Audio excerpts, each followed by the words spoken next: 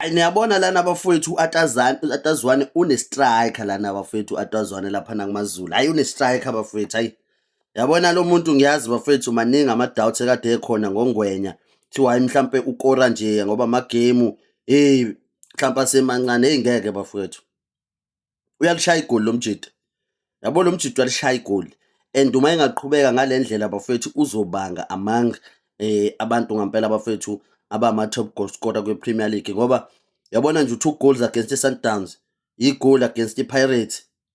Vele nje bafowethu kukodwa kuyakhombisa ukuthi lo muntu ayikho i-team ayisabayo.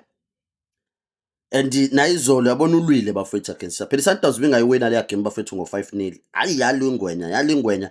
Yabona u-Atazwane bafowethu ule-striker la. But-ke bafowethu ungwenya bafowethu waseZimbabwe. Lento ukuthi abantu bathi kumele abizwe esquadini asike sibasesheni bafowethu abadlali before size senza ama-content ukuthi umdlali funeka azabizwe ngoba manje ungazogceka ucoach webafana kanti awazi ukuthi ungwenya akusiyo waseMzansi bafowethu, ungwenya waseZimbabwe. Still nje eMzansi sisanawo ama-crisis bafowethu strike ngoba kusho ukuthi abantu abashisayo ngampela bafowethu akusibo abantu baseMzansi.